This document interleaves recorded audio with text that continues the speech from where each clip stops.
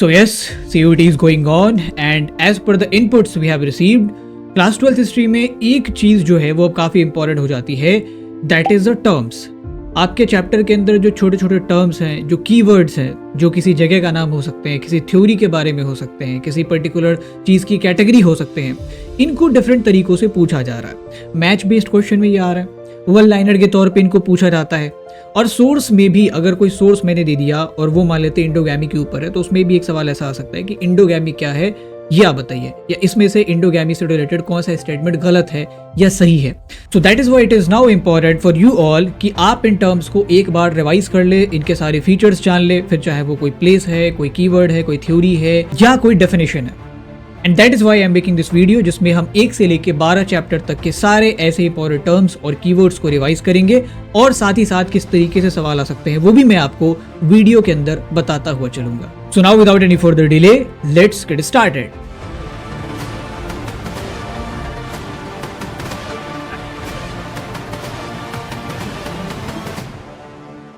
Hello everyone, this is Sudhanshu and we are going to start with the chapter 1, bricks beads and bones. Harappan civilisation के chapter से शुरुआत करेंगे।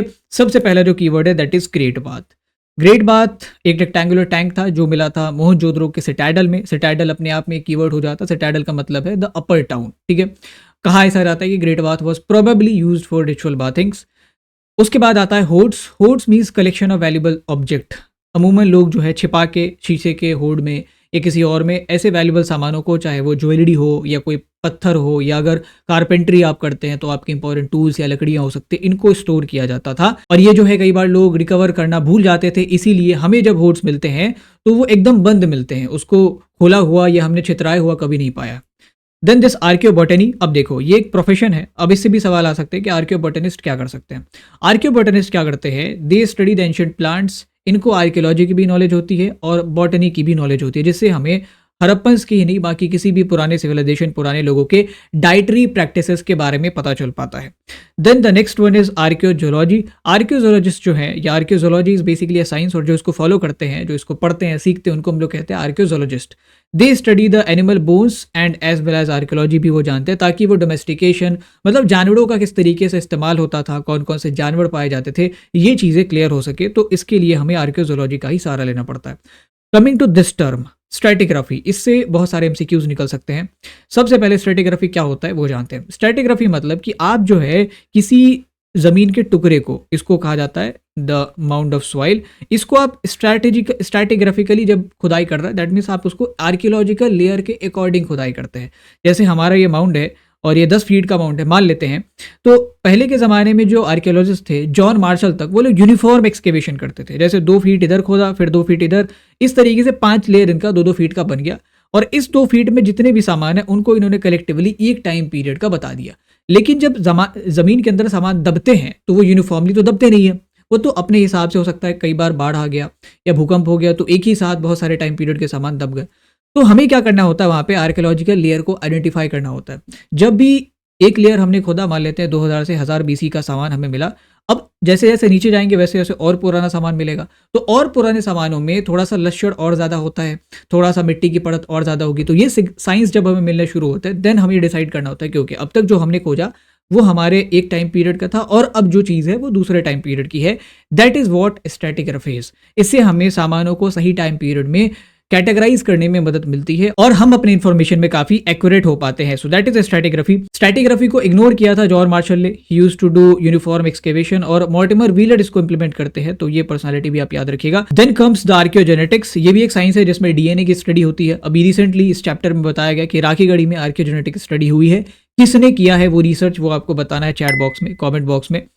और इससे हमें पुराने लोगों के डीएनए के बारे में, क्या उसका कंटिन्यूएशन रहा है, क्या वो बीच में मिसिंग था, या इसका डीएनए किन और लोगों से मिलता है, सिमिलर है, इन सब के बारे में पता चल पाता है।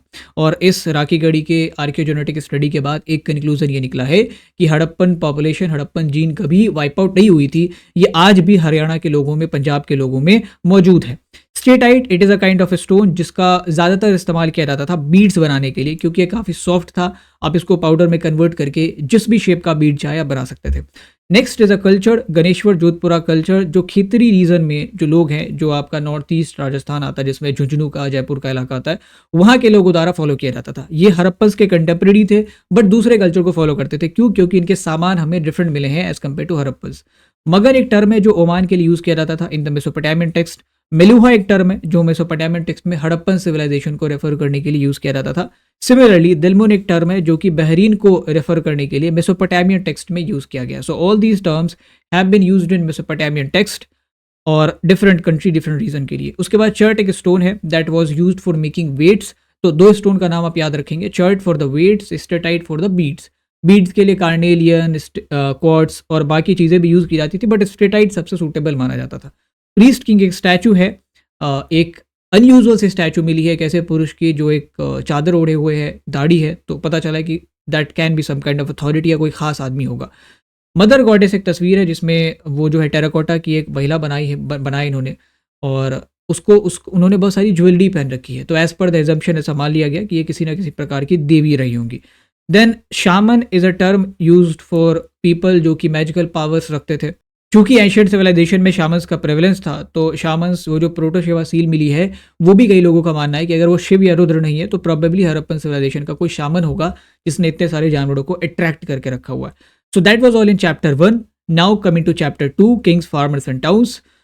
वैदिक सिविलाइजेशन, हड़प्पन सिविलाइजेशन के बाद ये सिविलाइजेशन आती है जो तकरीबन 1000 सालों तक रही। इसमें वेदों को जो है रचित किया गया, इसमें नए नए जो है वो सेटलमेंट्स बनाए जाते हैं। शहर तो नहीं बनाए गए थे, बट बहुत सारे सेटलमेंट्स थे छोटे छोटे, जिनको आप कह सकते हैं जनपद।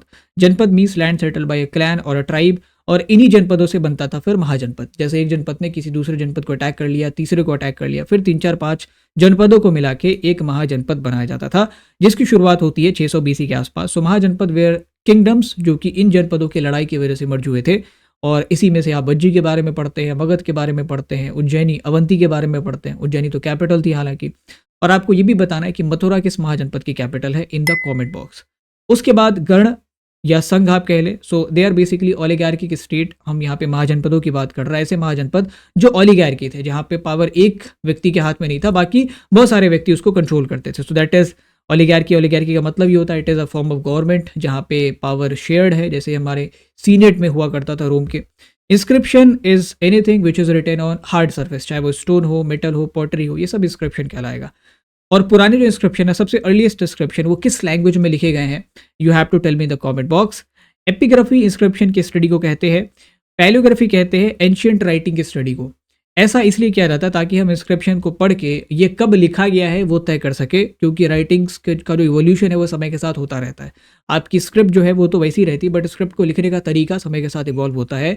और उसमें अगर हम पैलियोग्राफी की स्टडी करें तो हमें पता चल पाएगा कि ओके इस टाइप के अक्षर किस पीरियड में लिखे जाते थे, तो आप इंस्क्रिप्शन को उसके अकॉर्डिंग डेट कर सकते हैं, मतलब उसका टाइम पीरियड डिसाइड कर सकते हैं। Devanagari was a title adopted by Ashoka the great. इसका मतलब होता है, और इसका लिटरल मतलब इंपॉर्टेंट है, क्योंकि किसी सोर्स में मान लेते हैं अशोका का 2 3 सोर्स है इस सेकंड चैप्टर में। अगर उन्होंने इसमें पूछ लिया और आपसे पूछा कि देवनागरी का मतलब क्या होता है, तो इसका मतलब होता है the one who is beloved of God, जो देवताओं का प्रिय हो। ऐसे ही प्रियदर्शी भी एक टाइटल था जो अशोका ने यूज़ किया था। इसका मतलब होता है the one who is pleasant to be behold, मतलब जिसको देखने में मजा है, जिसका दृश्य काफ़ी अच्छा हो, खूबसूरत हो। अशोका इन दोनों नामों का काफ़ी इस्तेमाल करते थे अपने डिस्क्रिप्शन में, काफ़ी कम बार ही अशोका वर्ड यूज़ हुआ है। नेक्स्ट इज प्रकृत, इट इज़ अ लैंग्वेज, ज़्यादातर नॉर्थ इंडिया में ये बोली जाती थी, कॉमन लोग इसको बोलते थे, और शुरुआत के डिस्क्रिप्शन है और ज़्यादातर डिस्क्रिप्शन अशोका के वो प्रकृत में ही लिखे गए हैं। प्रकृत में 2 लिपियाँ आती थी, ब्राह्मी और खारोष्टी, इन दोनों का इस्तेमाल हुआ अशोका के डिस्क्रिप्शन में। नॉर्थ इंडिया में मेजरली ब्राह्मी और खारोष्टी, नॉर्थ वेस्ट के कुछ डिस्क्रिप्शन में। Punch marked coins were the earliest coins to be issued in India. 600 BC के आसपास इनको इशू किया गया। सिल्वर और कॉपर दोनों में बनते थे, तो कंपोनेंट आप याद रखेंगे। पंच मार्क इसलिए कहते थे क्योंकि इसमें ना सिल्वर या कॉपर पे डिफरेंट आकृतियों को पंच करके मार्क कर दिया जाता था। जब वो बनाया जाता होगा तो उसी मेल्टेड फॉर्म में इन आकृतियों को वो इनग्रेव या मार्क कर देते होंगे। Dhamma is basically the rightest way of living, Ashoka's principle of ethical governance, emphasising respect and generosity for all. Dhamma को प्रचार करने के लिए अशोका ने इंस्क्रिप्शंस लगवाए और एक खास प्रकार के ऑफिशियल को भी नियुक्त किया जिसका नाम है Dhamma Mahamatta. They were appointed by Ashoka to preach Dhamma. Agrahara एक प्रकार का लैंड ग्रांट है जो स्पेसिफिकली ब्राह्मणों को ही दिया जाता था, और इसमें ब्राह्मण्स जो है जिनको अग्रहड़ा प्रकार की लैंड ग्रांट मिली है उनको टैक्सेस नहीं देना पड़ता था। They used to be exempted from taxes. Grihapati in general कहते थे घर के मुखिया को, और काफी बार ये लैंड ओनर या बड़े मर्केंट को रेफर करने के लिए भी इस वर्ड का इस्तेमाल करा गया। सामंत वेर द फ्यूडल्स जिनके बेसिस पे अंपायर टिका रहता था। They used to offer military support to the kings. यही सामंत आगे चल के आप इक्तेदारों के तौर पे देखते हैं, अमरनायका के तौर पे देखते हैं, सब सामंत ही हैं, फ्यूडल्स। प्रशस्ति इज अ टेक्स्ट जिसमें राजा या अपने जो पैट्रॉन्स हैं उनकी प्रशंसा की जाती थी, उनका अप्रेजल होता था। जैसे प्रयाग प्रशस्ति हरिशेन ने लिखी है समुद्रगुप्त के लिए। Numismatics is the study of coins. जब हम कॉइन्स की बात करते हैं तो न्यूमिस्मैटिक्स का तो जिक्र आएगा ही आएगा। Next is वोटिव inscription. ज्यादातर ये इंस्क्रिप्शन शहरों में मिले हैं। इसमें क्या रिकॉर्ड होता है, तो that records gift to the religious institution. अमूमन ये ऑर्डिनरी लोग ही लगवाते थे जब वो मंदिरों में कोई दान या कहीं पे कुछ दिया करते थे, दान के तौर पे किसी धार्मिक स्थलों पे, तो उसको वहाँ पे इंस्क्रिप्शन के तौर पे छोटा सा ही सही इनग्रेव करवा दिया करते थे। तो मंदिरों के जो गर्भगृह है या मंदिरों के स्टोर में ऐसे बहुत सारे वोटिव इंस्क्रिप्शन हमें मिलते हैं। उसके बाद chiefdom are political units led by chiefs. इसमें राजा नहीं होता है, हालांकि रूलर एक ही होता है बट वो राजा की तरह नहीं होता, क्योंकि इसमें ना तो रेगुलर आर्मी होती है, ना ही इस चीफ के पास जो है हेरिडेटरी पोजीशन होता है। बहुत सारे जो साउथ इंडिया के किंगडम है वो पहले चीफडम ही थे, बाद में फिर किंगडम बने, फिर अंपायर बने, Chola, Cheras, Pandya, they all emerged as chiefs. Devaputra means the son of God, ये एक टाइटल है जो कुशानों ने अपनाया था। ऐसे ही एक टाइटल है सन ऑफ हेवन, ये टाइटल अपनाया था चाइनीज रूलर्स ने, ये भी पूछा गया अभी हाल फिलहाल में एमसीक्यू में। ट्रांसप्लांटेशन एक टेक्निक है पैडी कल्टीवेशन की, जिसमें राइस और इस टाइप के पैडी क्रॉप्स आप बहुत बड़े पैमाने पे उगा सकते हैं, हालांकि काफ़ी मेहनत कश ये काम है। इरिथ्रियन सी एक ग्रीक टर्म है रेड सी के लिए, और ये इरिथ्रियन सी के ऊपर एक किताब भी है the Periplus of the Erythraean Sea. उसमें हमें इंडिया और रोम के ट्रेड के बारे में पता चलता है। ब्लैक पेपर, काली मिर्च एक ऐसी कमोडिटी जिसकी डिमांड काफ़ी ज़्यादा थी रोमन एम्पायर में, तो ये वन लाइनर के लिए काफ़ी इंपॉर्टेंट है। उसके बाद जब हम रोमन एम्पायर और इंडिया के बीच या इंडिया या रेस्ट ऑफ द वर्ल्ड के बीच ट्रेड की बात करते हैं, तो जो मरीन ट्रेडर्स हैं उनको काफ़ी ज़्यादा रिच बताया गया है, और तमिल में जो है उन ट्रेडर्स को मसट्टुवान कहा जाता है, और प्रकृत टेक्स्ट में उन ट्रेडर्स को सतवाहा और सेठी कहा जाता है। देखो ये तीनों ही टर्म ट्रेडर्स के लिए ही है, बट ये मसट्टुवान तमिल टर्म है और सतवाहा और सेठी जो है ये प्रकृत टर्म है, नॉन तमिल। बाकी ये तीनों कैटेगरी है खेती करने वालों की। अदीमे मतलब स्लेव्स, जिनके पास अपनी ज़मीनें नहीं थी, जो किसानों के यहाँ स्लेव्स के तौर पे काम करते थे। उज़वार मतलब प्लोमैन, यानी कि इनके पास थोड़ा बहुत रिसोर्स था, ज़मीनें थी, हल थे। वेलेला मतलब रिच लैंडलॉर्ड्स, जिनके पास बहुत ज़्यादा ज़मीनें थी as per the Tamil text. तो तमिल टेक्स्ट के अकॉर्डिंग एग्रीकल्चर करने वालों को 3 कैटेगरी में बांटा गया है। Now coming to third chapter, I hope you are enjoying the session, and अगर आपको वीडियो पसंद आ रही है, I know most of you are going to unsubscribe in the future, and that's all fine, but make sure कि आप unsubscribe करने से पहले जितने भी जूनियर्स हैं आपके, उनको हमारे चैनल को रिकमेंड करें and tell them how genuine and how great our contents are. Kinship means familial ties, जो ब्लड के बेसिस पे, मैरिज के बेसिस पे, कई बार एडॉप्शन के बेसिस पे भी तैयार होते हैं। इसमें 3 चीज़ें आती हैं। सबसे पहला कुल, that means your family, the smallest part. उसके बाद जनाती, दैट मीन्स द किनफोक, फैमिली का एक्सटेंडेड वर्जन। जैसे मेरी फैमिली अगर मैं रेफर करूंगा दैट विल बी माई कुल, लेकिन मैं अपने मामा की फैमिली, मौसी की फैमिली को भी उसमें शामिल करता हूँ, मेरे चाचा या मेरे चचेरे मामा, इन सब की फैमिलीज को अगर मैं इंक्लूड करता हूँ दैट विल बी किनफोक। और वंश मतलब होता है लीनिएज, जिस एंसेस्टर से हम सारे आए हैं वो हमारा होगा वंश। Then comes the patriliny. Patriliny एक ऐसी विधि है, एक ऐसा ट्रेंड है जिसमें जो डिसेंट है, जो वंशावली है, वो बच्चे अपने पिता की तरफ से ट्रेस करते हैं। तो एक फीचर तो ये हुआ tracing descent through the father, और पैट्रिलिनी में जो फादर की प्रॉपर्टी है वो बढ़ती है बेटों में ही। तो ये भी आप याद रखिएगा। That was majorly followed among the elites, हालांकि यूनिवर्सली नहीं कह सकते क्योंकि कुछ हमें वेरिएशन भी देखने को मिले। प्रभावती गुप्त का एग्जाम्पल। मैट्रिलिनी ठीक उल्टा, जब आप मदर की साइड से डिसेंट ट्रेस करते हैं और मदर की साइड की प्रॉपर्टी बढ़ती है बेटियों में, तब होता है मैट्रिलिनी। इसका हमें कोई भी एविडेंस नहीं मिला है। गोत्र, that means the clan classifying people, इसमें भी एक कॉमन वैदिक सीर है जिनसे कहा जाता है कि सारे लोग इमर्ज हुए हैं, तो उसके अकॉर्डिंग जो है उनका गोत्र डिसाइड होता है। इसमें 2 रूल हैं कि आप एक गोत्र में शादी नहीं कर सकते, और महिलाओं को अपना गोत्र शादी के बाद अपने पिता का गोत्र त्यागना पड़ता था और पति का गोत्र एडॉप्ट करना पड़ता था। That is the rule regarding गोत्र। तो इससे भी स्टेटमेंट के सवाल आ सकते हैं। Exogamy means marrying outside the unit, that unit can be your किन ग्रुप, आपका परिवार हो सकता है, आपका गोत्र हो सकता है, आपकी कम्युनिटी हो सकती है। यूजुअल सेंस में एक्सोगैमी का मतलब हम गोत्र से ही रेफर करते हैं। ऐसे ही इंडोगैमी मतलब marrying with in a unit, इसमें आपका किन ग्रुप, आपकी कम्युनिटी, आपका गोत्र, आपका धर्म, ये सब इंडोगैमी में आ सकता है। लेकिन जब हम लेमन टर्म में इंडोगैमी की बात करते हैं, we are talking about marrying in the same gotra, तो ये भी आप याद रखिएगा। तो सेम गोत्र में शादी सातवाहनों ने की थी, ये याद रखिएगा। इसके अलावा एक्सोगैमी की बात करें तो भीम और हिडिंबा की शादी एक्सोगैमी है। सातवाहन और शक रूलर थे, कौन से रूलर थे आपको कमेंट बॉक्स में बताना है। उनके बीच जो मैरिज अलायंस साइन हुआ था वो भी एक्सोगैमी है, क्योंकि ये ब्राह्मण है और वो आपके शक है, मलेच्छ है। उसके बाद पॉलीगैनी या पॉलीगैमी मीन्स एक पुरुष जब बहुत सारी महिलाओं से शादी करता है तो वो हो गया polygamy. Polyandry a woman having multiple husband, एक महिला के अगर बहुत सारे पति हुए तो पॉलीएंड्री है। द्रौपदी की 5 पांडवों से शादी पॉलीएंड्री का एग्जाम्पल है। कन्यादान इज अ रिचुअल जो कि एक इमर्ज हो गया बिकॉज पिताओं की ये ड्यूटी और एक काइंड ऑफ रिलीजियस उनका एक ऑब्लिजेंस माना जाता था कि आप अपनी बेटियों को सही समय पे सही वर के साथ ब्याह देंगे। सो दैट इज़ वहाँ से कन्यादान का कॉन्सेप्ट निकला है। मेट्रोनिमिक्स मतलब नेम्स डिराइव्ड फ्रॉम मदर, या तो माता के नाम का अपने नाम में इस्तेमाल करना या माता के गोत्र का अपने नामों में इस्तेमाल करना, जैसे गौतमी पुत्र शतकर्णी, वशीठी पुत्र पुलमयी, ये सब मैट्रिलिनी का एग्जाम्पल है। गौतमी पुत्र मतलब क्या, नाम उस रूलर का सतकर्णी ही है। गौतमी पुत्र इज बेसिकली उनकी माता का जो गोत्र है वो गौतम है, तो गौतम का फेमिनिन वर्जन गौतमी वो अपने नाम में यूज़ कर रहा है। स्त्री धन मीन्स अ वुमेन वेल्थ, अमूमन मनुस्मृति में बहुत कम ही तरीके बताए गए हैं महिलाओं के लिए पैसे कमाने के, उसमें से स्त्री धन एक तरीका है जिसमें जो गिफ्ट उनको मिलते हैं मैरिज के टाइम पे वो सब वो अपने नाम पे होल्ड कर सकती हैं बिना अपने पति का परमिशन के भी, और वो इनहेरिटेड भी हो सकते हैं उनके बच्चों के द्वारा, मतलब वो बिना अपने पति के परमिशन के अपने बच्चों को उसमें उसे अपने बच्चों में बांट भी सकती है। बाकी जितने भी प्रकार की चीज़ है, चाहे वो लैंड है, कैटल्स है, उनके लिए उनको हस्बैंड के परमिशन की जरूरत पड़ती है as per the norms of Manusmriti. वर्ण इज अ 4-फोल्ड सोशल ऑर्डर, ब्राह्मण क्षत्रिय वैश्य शूद्र, और यही इनकी हायरार्की भी है। जाति सब कैटेगरी ऑफ वर्ड, और ये बहुत सारे तादाद में होते हैं। यूजुअली जाति जो है वो ऑक्यूपेशन के आधार पे तैयार किया जाता है, रेफर किया जाता है, जैसे स्वर्णकारों की अपनी जाति थी, बुनकरों की अपनी जाति थी। Coming to the next term which is shreni. Shreni is a kind of guild of crafts people. बुनकरों का अपना गिल्ड होगा, क्राफ्ट्स बनाने वाले अदर लोग जैसे आपके लोहार हो गए, सोनार हो गए, इन सब का अपना गिल्ड होगा। गिल्ड का काम होता था कि आप जो है उस पूरे प्रोडक्शन प्रोसेस को ईज़ करिए, रॉ मटेरियल प्रोवाइड करवाइए, कोई अगर प्राइस में ऊपर नीचे हो रहा तो उसे रेगुलेट करिए, मार्केटिंग करिए। मलिक चीज़ of common term used for outsider, जिसमें शक भी आ सकते हैं, तर्क्स भी आ सकते हैं, अरब्स भी आ सकते हैं, ग्रीक्स भी आ सकते हैं। निषाद फॉरेस्ट ड्वेलर्स को कहा जाता था, एकलव्य निषाद कम्युनिटी के ही थे, तो ये भी आप याद रख सकते हैं फॉर एमसीक्यू। चांडाल मीन्स अनटचेबल्स, इनको वर्ण व्यवस्था के बाहर रखा जाता था क्योंकि ये पॉल्यूटिंग टास्क करते थे एज पर मनुस्मृति। धर्मसूत्र और धर्मशास्त्र जो है वो संस्कृतिक टेक्स्ट है जिनको इस पूरे पीरियड में कंपाइल करा गया। सबसे पहले धर्मसूत्र आते हैं, उसके बाद धर्मशास्त्र लिखे गए, और मनुस्मृति इस दोनों टेक्स्ट का ही एक पार्ट है। बेसिकली लीगल जो है ये टेक्स्ट मारे जा सकते हैं, इसमें कानूनी चीज़ें ये आपको करना है, ये नहीं करना है। इससे आम जनमानस को भी गाइड किया गया, मोनैक्स को भी गाइड किया गया, मर्केंट्स को भी गाइड किया गया। इसी में वर्ण व्यवस्था का भी ऑक्यूपेशन है प्रॉपर।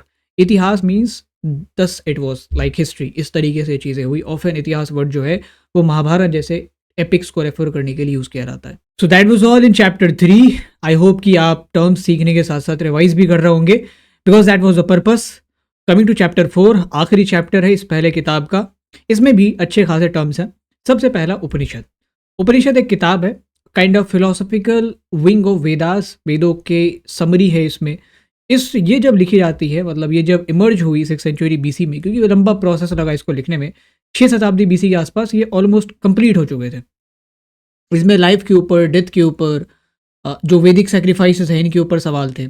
इससे काफ़ी लोगों ने जो है पुराने ट्रेडिशन को क्वेश्चन करना शुरू किया, और वहाँ से शुरुआत होती है इनकी हेट्रोडॉक्स सेक्ट। ये ऐसे पंथ थे जो वैदिक अथॉरिटी को डिनाई करते थे, वेदों को सही नहीं मानते थे। इसमें बुद्धिज्म है, जैनिज्म है, अजीविक है, लोकायता है, ये सब हेट्रोडॉक्स सेक्ट का एग्जाम्पल है। अहिंसा एक कॉन्सेप्ट है नॉन वायलेंस का, जो स्ट्रिक्टली जैनिज्म में फॉलो किया जाता है। बाद में फिर हमारे इंडियन ट्रेडिशन का ही ये एक इनहेरेंट पार्ट बन गया। देन वी हैव कर्म। कर्म means your deeds, the action, जिससे आपका जो साइकिल ऑफ बर्थ है वो डिटरमाइन होता है। अच्छे कर्म करेंगे तो अच्छे योनि में आपकी जो है पैदाइश होगी अगले जन्म में। ये कर्म का कॉन्सेप्ट जैनिज्म और बुद्धिज्म में काफ़ी हाईलाइट करा गया है। जैनिज्म में तो कर्म, अच्छे कर्म करना ही इस साइकिल ऑफ बर्थ से एक काइंड ऑफ लिबरेशन का तरीका बताया गया है कि आप इसको कर्म करते रहिए। लेकिन अजीविक और लोकायतों में कर्म को कहीं जगह नहीं दी गई है, तो ये आप याद रखेंगे। इन दोनों में ही कहा गया है कि जो भी कर्म करते हैं या जो भी इन आडंबरों में लगे हुए हैं वो सब जो है गुमराह हो रहा है। एसेटिसिज्म इस तपस्या, अगेन बुद्धिज्म में भी जैनिज्म में भी इसको एम्फेसाइज करा गया। जैनिज्म में काफ़ी ज़्यादा एम्फेसाइज करा गया। बुद्धिज्म में जो है कहा मिडिल पाथ इन्होंने अपनाने को कहा, जिसमें थोड़ा बहुत एसेटिसिज्म भी है और बाकी दूसरी चीज़ें हैं। अगेन अजीविक और लोकायत इसको भी नहीं मानते हैं, ये भी उनके लिए फालतू चीज़ है। त्रिपिटकास आर बेसिकली बुद्धिस्ट टेक्स्ट। 3 इसमें जो है पिटक आता है, पिटक मतलब काइंड ऑफ कलेक्शन।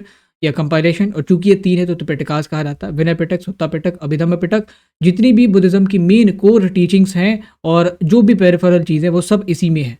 जैसे विनय पिटक है, इसमें सारे रूल्स हैं संघ को लेके, मोनेस्टिक लाइफ को लेके। संघ इज बेसिकली एन ऑर्गेनाइजेशन जो बुद्धिज्म के पूरे एडमिनिस्ट्रेशन को जो लीड करता है। सुत्ता पिटक में बुद्धा की टीचिंग्स हैं, तो विनय पिटक में संघ के रूल्स हैं, सुत्ता पिटक में बुद्धा की टीचिंग्स है, स्टोरी है उनकी, और अभिधम्म पिटक में जो फिलोसफिकल मैटर है वो है। जिस तरीके से उपनिषद है वेदों के लिए, वैसे ही बुद्धिज्म में आप अभिधम्म पिटक को पाते हैं। अगला संघ, the community of Buddhist monks, और यही जो है पूरा एडमिनिस्ट्रेट करता है, जिसमें महिलाओं को भी शामिल किया गया बाद में।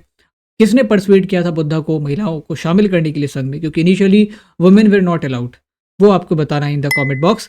भिक्खु एंड भिक्खुनीज मतलब आर्म्समैन जो भिक्षाटन पे जीवित रहते हैं। निब्बान मतलब द लिबरेशन फ्रॉम रीबर्थ, कर्म के साइकिल से मुक्ति पाना। अनिक बुद्धिस्ट एक टर्म है जिसका मतलब होता है ट्रांजिएंट वर्ल्ड, जो वर्ल्ड है हमेशा बदलता रहता है, इसमें कुछ भी परमानेंट नहीं है। अनंत मतलब होता है सोललेसनेस, कि ये जो आत्मा है there is no permanent self in this. दुख का मतलब होता है सफरिंग, वो सबको पता है। इसके अलावा एक और टर्म है मिथ, मिथ का मतलब होता है फेलो फीलिंग, और एक और टर्म है करुणा, करुणा का मतलब होता है कंपैशन। ये जो दो चीज़ें हैं मिथ और करुणा, इसने बुद्धिज्म के बहुत सारे फॉलोअर्स को अट्रैक्ट किया कि जब ये बुद्धिज्म में आते थे, संघ में रहना शुरू करते थे, सारे लोग इनको अपना मान के ट्रीट करते थे।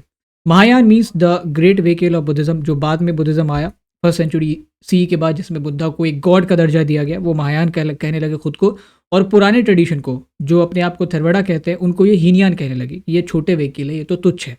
पुराने ट्रेडिशन और इस महायान ट्रेडिशन में फ़र्क ये था कि पुराने ट्रेडिशन यानी कि हीनयान या थेरवाड़ा जो भी आप कहें, इसमें बुद्धा को गॉड नहीं माना जाता था, उनको एक टीचर माना जाता था। और महायान में बुद्धा को गॉड माना जाने लगा।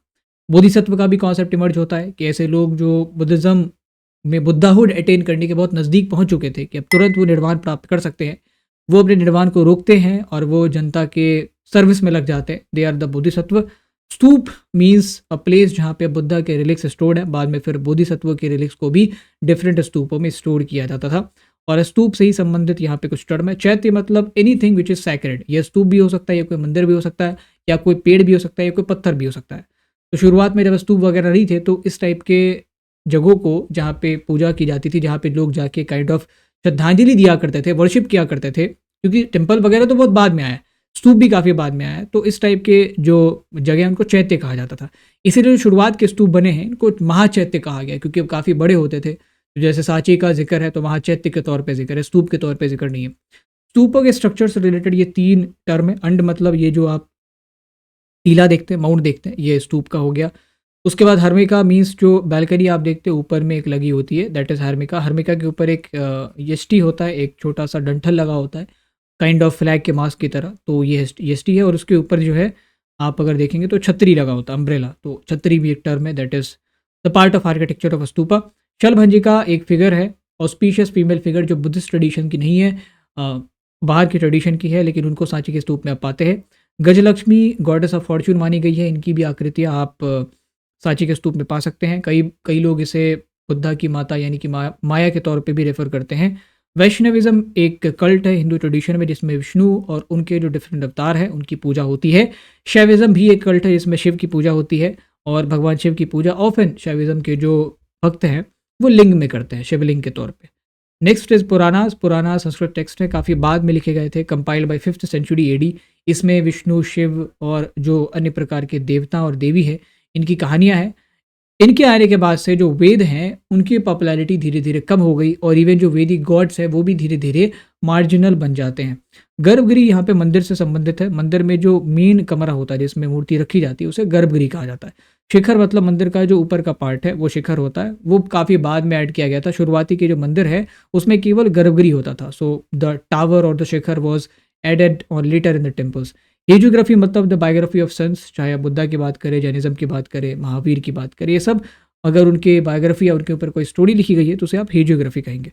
राजसूय या अश्वमेध एक प्रकार के यज्ञ थे, वैदिक परंपरा से ये इमर्ज हुए थे, जो अमूमन राजा या ऐसे बड़े रिसोर्सेज वाले लोग करते थे, और रिसोर्सेज प्राप्त करने के लिए, अपने बाउंड्री को फैलाने के लिए। Kutagarashala was a kind of place जहाँ पे डिबेट्स हुआ करते थे, तो ये इंपॉर्टेंट है डिबेट्स के कंसर्न के रिगार्डिंग, और ये वन लाइनर में भी पूछा जा सकता है। तीर्थंकर जैनिज्म में एक वर्ड है जिसका मतलब होता है टीचर, या आप ऐसा कह सकते हैं दे आर द पीपल जो लोगों को गाइड करते हैं to cross this river of existence, जहाँ जब तक आप जीवित हैं तब तक आपको ये गाइड करते रहेंगे। इन सीटू का मतलब होता है ऑन साइट, और ये टर्म आता है अमरावती स्तूप के कॉन्टेक्स्ट में, जब एच कोल ने वकालत की थी कि भाई आप अमरावती के जो भी स्कल्पचर है उनको ऑन साइट ही प्रिजर्व करिए, उनको ऑन साइट ही रिसर्च करिए उन पे, वहाँ से इन सीटू का आता है। एक्स सीटू का मतलब है कि चीज़ें कहीं और की है और उसका जो प्रिजर्वेशन है या उसके ऊपर जो रिसर्च है वो कहीं और हो रहा है। So that is ex situ. That was all in the book 1। अब हम आगे बढ़ते हैं। Now we are going to start chapter 5 through the eyes of travellers. सबसे पहला टर्म जो कि एक किताब है पूछा जा सकता है, इससे भी काफ़ी सारे फैक्ट है। किताबुल हिंद किताब किसकी है? अलबरूनी की है। और अरबिक में किताब है, ये भी आप याद रखेंगे, इंडियन सोसाइटी के ऊपर है, जिसमें रिलीजन है, फिलोसफी है, एस्ट्रोनॉमी है, लॉज है, कस्टम्स है, काफ़ी सारी चीज़ें इसमें शामिल हैं। रिहाला इब्न बतूता की किताब है, अगेन ये भी अरबिक में है। मेट्रोलॉजी एक साइंस होता है जिसमें मेजरमेंट की पढ़ाई होती है। हिंदू एक टर्म है जो कि रिलीजियस यूज़ के लिए कभी यूज़ नहीं किया गया जब तक अंग्रेज़ नहीं आए। ये हमेशा एक ग्रुप ऑफ पॉपुलेशन को रेफर करने के लिए यूज़ करते थे, अमूमन वो सारे लोग जो सिंधु के पूरब में रहते हैं। तो शुरुआत इस टर्म की थी ग्रीक्स ने, फिर अरब्स ने इस टर्म को कंटिन्यू करा, फिर तर्क्स ने कंटिन्यू करा, और बाद में अंग्रेज़ों के इस कम्युनल पॉलिटिक्स के बाद हिंदू जो टर्म है ये एक रिलीजियस ग्रुप को डिनोट किया जाता है। इससे पहले तक सिंधु के पूर्व में रहने वाला हर आदमी, चाहे वो ईसाई है, पादरी है, यहूदी है या हिंदू है, मुसलमान है, सो कॉल्ड, ये सारे लोग जो है वो हिंदू ही होते थे। Sati is a practice of widow immolation जो नॉर्थ इंडिया और ईस्ट इंडिया में काफ़ी पॉपुलर थी। बर्नियर साहब इसका डिस्क्रिप्शन देते हैं कि भाई साहब इसमें तो महिलाओं को उनके पति के मौत के बाद चीते पे चढ़ा दिया जाता है, कई महिलाएं शौक से भी चली जाती है, कई महिलाओं को फोर्स भी किया जाता है।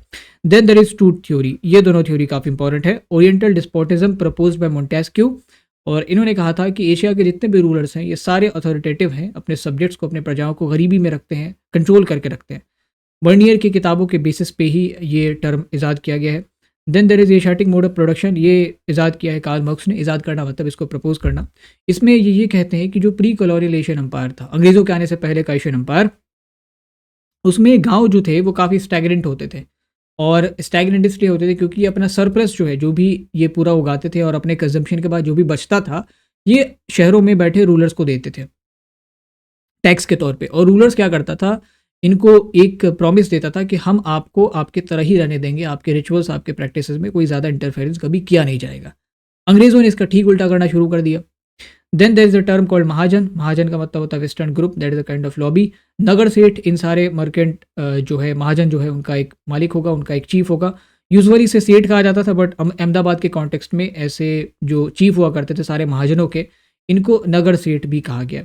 Then there is a term called Antyaj. Antyaj जो है वो दलितों को रेफर करने के लिए यूज़ किया जाता था, और अलबरूनी ने अपनी किताब में अंत्यज वर्ड का जिक्र किया है। उलूक हॉर्स पोस्ट है, दावा फुट पोस्ट है, और कैंप टाउन्स ऐसे शहर है जो बर्नियर के अकॉर्डिंग, बर्नियर ने कैंप टाउन वर्ड इजाद किया था कि इंडिया के जो शहर है वो सारे कैंप टाउन्स है। मतलब यहाँ पे वो तब तक एग्जिस्ट करेंगे जब तक यहाँ पे रॉयल पेट्रोनेज है, जहाँ पे जब तक सरकार और राजा जो है वो यहाँ पे रहता है। और जैसे ही वो यहाँ से गए किसी दूसरे शहर में, तो वो पुराना शहर अब तबाह हो जाएगा। So that is camp town. So these all are the important term of chapter 5। Now moving है टू चैप्टर 6। इसमें काफ़ी सारे टर्म है, सारे ही इंपॉर्टेंट है, तो आपको बर्फ फोकस्ड होकर इसको पढ़ना। सबसे पहला द ग्रेट ट्रेडिशन, ऐसा ट्रेडिशन जो एलिट्स या प्रीस्ट या जो बड़े लोग हैं वो फॉलो करते थे, that is a great tradition. और लिटिल ट्रेडिशन का मतलब है द लोकल प्रैक्टिसेस। और रॉबर्ट रेडफील्ड बताते हैं इन दोनों ट्रेडिशन के बारे में, और कहा है कि 6th सेंचुरी एडी के बाद आप देखते हैं कि इन दोनों ट्रेडिशन का मिक्सचर हो रहा है। बहुत जगहों पे ग्रेट और लिटिल ट्रेडिशन आपस में मिल रहे हैं। जगन्नाथ डेटी की पूजा अपने आप में इन दोनों के ब्लेंडिंग का एग्जाम्पल है। सगुन भक्ति मतलब ऐसी भक्ति जिसमें आप देवी और देवताओं को उनके स्वरूपों के साथ पूजते हैं, मतलब उनको उनके एट्रीब्यूट्स, उनका प्रॉपर मूर्ति या उनके आकार के साथ उनको पूजते हैं। निर्गुण भक्ति ऐसी भक्ति होती है जिसमें आप देवी या देवताओं को एब्स्ट्रैक्ट फॉर्म में, फॉर्मलेस फॉर्म में पूजते हैं, कि उनका कोई फॉर्म, उनका कोई जेंडर, उनका कोई शेप साइज नहीं है। हेजियोग्राफी अगेन बायोग्राफीज ऑफ सेंट्स। तांत्रिक प्रैक्टिसेस एक ऐसी प्रैक्टिस यूजुअली जो गॉडेस पंथ के लोग करते थे, शाक्य परंपरा के लोग, बाकी फिर बाद में ये बुद्धिज्म और शैविज्म में भी चली जाती है। इसमें सारे कास्ट और जेंडर के लोग शामिल होते थे, अलग तरीके से इनकी पूजा होती थी, वेदों को कंप्लीटली डिनाई करते थे। ये भी आप याद रखिएगा तांत्रिज्म के जो फॉलोअर थे उनके कॉन्टेक्स्ट में। Alvar Vaishnava poet saints emerge from Tamil Nadu, और नायनाडो के साथ मिलकर इन्होंने भक्ति मूवमेंट की शुरुआत की। तमिल हाइम्स रचते थे विष्णु के, भगवान विष्णु के संदर्भ में, और इनको प्रचारित करते थे। नायनार शिव संत हो गए, ये भी तमिलनाडु से मर्ज होते हैं। अगेन जिस तरीके से अलवरों ने विष्णु के प्रति पोएम्स गढ़े, ऐसे ही इन्होंने भगवान शिव के प्रति पोएम्स गढ़े। They also use to wander from one place to another, और लोगों को ये सुनाते थे, लोगों को काफ़ी पसंद आता था। देन वीर शैव लिंगायत, इन दोनों के जाने के बाद साउथ इंडिया में तकरीबन 200-300 साल बाद लिंगायत इमर्ज होते हैं, जिसकी शुरुआत बसावना से हुई 12वीं शताब्दी में। इन्होंने भगवान शिव की पूजा की, लेकिन इनके शिव डिफरेंट होते थे। उनके शिव भगवान शिव की तरह जो नॉर्मल जैसे नायनारों के शिव हो गए या किसी दूसरे प्रकार के जो शैव पंथ के लोग हैं उनके शिव की तरह नहीं थे। ये भी लिंग की पूजा करते थे, बट ये इष्ट लिंग की पूजा करते थे। छोटा सा एक पत्थर होता था जिसको ये बाजू में बांधते थे। टेम्पल वर्शिप को कम्प्लीटली डिनाई करते थे। कास्ट सिस्टम को डिनाई करते थे, वैदिक रिचुअल्स को डिनाई करते थे। कास्ट सिस्टम को अलवर और नायनाडो ने भी डिनाई किया। Jangam monks are the devotee of Shiva, जिनको लिंगायत्स ने काफ़ी ज़्यादा रिवर किया है। बनारस के साइड में अगर आप जाएंगे तो काफ़ी सारे जंगमों के धर्मशाला बने हुए हैं। Vachan are basically the compilation of Lingayat teaching. ऐसे ही अगर अलवर और नायनाडो के कंपाइलेशन की बात करें तो अलवर संतों का जो कंपाइलेशन है उनके सारे पोएम का, उनको कंपाइल किया गया है नलायारा दिव्य प्रबंधम में, और तेवरम जो है वो कंपाइलेशन है नायनाड संतों का। सूफिज्म को तसव्वुफ कहते हैं, is a kind of Islamic mysticism जो ऑलमोस्ट 12वीं शताब्दी तक अवेलेबल हो चुका था। खानका इज़ अ इंस्टीट्यूशन जहाँ पे सूफी टीचिंग्स जो है वो सिखाई जाती है। खानका से ही रिलेटेड अब 3 वर्ड है, एक शेख हो गया, एक मुर्शिद हो गया, पीर हो गया। तीनों एक ही वर्ड है। शेख का मतलब होता है टीचर, मुर्शिद और पीर का मतलब भी होता है टीचर। मुर्शिद और पीर पर्शियन वर्ड है, और शेख जो है वो अरबिक वर्ड है। और इसी खानका का एक सक्सेसर भी होगा जिसको आप खलीफा कहते हैं। तो इस शेख साहब के जाने के बाद वो जो खलीफा है वो नया शेख बन जाता था। सिलसिला मतलब स्पिरिचुअल लीनिएज। सूफीज़म में सारे जो सूफी सिलसिला है वो प्रॉफिट मोहम्मद से ही मर्ज होते थे स्पिरिचुअली, और फिर उनका जो है चेन चलता था। So that is not biological chain, that is a spiritual chain. Dargah मतलब टॉम, जहाँ पे सूफी संतों की डेथ होती थी तो जहाँ पे दफनाया जाता था तो उसको एक नॉर्मल कब्र की तरह नहीं छोड़ा जाता था, वहाँ पे एक बड़ा सा मकबरा बना दिया जाता था ताकि जो इनके फॉलोअर्स है वो वहाँ पे जा सके। और उर्स के मेले में जो उनकी डेथ एनिवर्सरी पे वो मेला लगाया जाता था, वहाँ पे वो सेलिब्रेट किया जाता था। Why their death was celebrated, क्यों सूफी संतों के डेथ के ऊपर मेले लगाए जाते हैं? You have to tell me in the comment box. Ziyarat is basically the pilgrimage to the Sufi shrines. जब भी आप सूफियों के दरगाह पे जाते हैं, you are doing ziyarat only. इसके बाद अगला टर्म है कवाली। कवाली का मतलब होता है मिस्टिकल परफॉर्मेंस, चिश्तियों के दरगाह में खास करके होती है। समा is a kind of Sufi practice, जिसमें म्यूजिक डांस वगैरह होता है। जिक्र is recitation of God, Allah word जिक्र करते हैं। ये जिक्र चीज़ आप सिखिज़म में भी पाते हैं। कबीर ने भी रिमेम्बरेंस के ऊपर काफ़ी जोर दिया है। वली मतलब someone who can do magic, miracles जो कर सकते हैं, और वली का ही प्लूरल होता है auliya. Sharia is a Islamic law based on Quran, hadith, किया है इजमा, जिससे मुस्लिम जो पॉपुलेशन उसको गाइड किया जा सके। मुस्लिम रूलर्स यूजुअली शरिया के ज़रिए ही अपने गवर्नेंस को चलाते थे। ज़िम्मी, तो एज़ पर शरिया अगर कोई मुस्लिम रूलर के अंदर नॉन मुस्लिम पॉपुलेशन है तो उसके प्रोटेक्शन के लिए एवज़ में वो उनसे जजिया टैक्स डिमांड कर सकते हैं, क्योंकि ये लाइबिलिटी उनके ऊपर तय है। But even if they are treating them well, और उनको अपने अंदर रख रहा है, प्रोटेक्ट कर रहा है, उनके जान माल की रक्षा कर रहा है, तो जजिया डिमांड कर सकते हैं। उलेमा इस्लामिक स्कॉलर्स को कहा जाता था। उलेमा का सिंगुलर वर्ड हो जाएगा आलिम, ठीक है। So that is Islamic scholars. Now coming to the next term, Turushka, that is the term use to Turks in the Sanskritic text. इसके बाद परिष्का टर्म है पर्शिया से आए हुए लोगों के लिए। ताजिका टर्म है तजाकिस्तान से आए हुए लोगों के लिए। शक, यवन, ये टर्म होता है अफगान और तुर्कों के लिए। और मलेच एक जनरल टर्म है जिसमें आप सारे उन कम्युनिटीज़ को शामिल कर सकते हैं जो बाहर से आए थे, जो सांस्कृतिक ट्रेडिशन से वाकिफ़ नहीं थे, चाहे वो ग्रीक हो, अफगान हो, पर्शियंस हो, तुर्क्स हो, अरब्स हो, चाइनीज़ हो, सारे मलेच की कैटेगरी में आ जाएंगे। अगर हम इस्लाम की बात करते हैं तो 2-3 चीज़ें और इंपॉर्टेंट हो जाती है इस्लाम के परमानेंट फीचर के तौर पे। सबसे पहला उसमें आता है शहादा। शहादा मीन्स आपको ये बिलीव करना पड़ेगा that God is one and prophet Mohammad is a messenger of God. उसके बाद आता है सलाह, दैट मीन्स आप नमाज़ पढ़ेंगे 5 वक्ती, द मैंडेटरी प्रेयर्स। इसके बाद एक कॉन्सेप्ट आता है सौम का, दैट मीन्स रोज़ा, आप रमज़ान के महीने में रोज़ा रखेंगे। फिर एक कॉन्सेप्ट आता है हज का, आप पिलग्रिमेज करेंगे मक्का मदीना की, that is different than the ज़ियारत। उसके बाद एक कॉन्सेप्ट आता है ज़कात का। ज़कात मीन्स आप चैरिटी करेंगे अपने एनुअल इनकम के ऊपर, कुछ परसेंटेज जो है वो डिटरमाइंड है, दैट इज़ कॉल्ड ज़कात। तो ये 5-4 टर्म जो है इकट्ठे आप याद रखिएगा। Ginan is a kind of compilation of Quranic teachings into Khoja script. जो खोजा इस्माइली लोगों ने कुरानिक टीचिंग्स को जिनान के तौर पे अपने स्क्रिप्ट में कंपाइल करा ताकि ये और लोग समझ पाएँ, क्योंकि कुरान ओरिजिनली अरबिक में लिखी हुई है तो ये तो नॉर्मल लोग समझ नहीं पाएंगे जो इंडिया के हैं। प्रेम आख्या is a kind of Sufi love story. इसका एक एग्जाम्पल है पद्मावत, जिसमें कि रतन सेन जो मेवाड़ के रूलर थे और रानी पद्मावती, उनकी कहानी दिखाई गई है।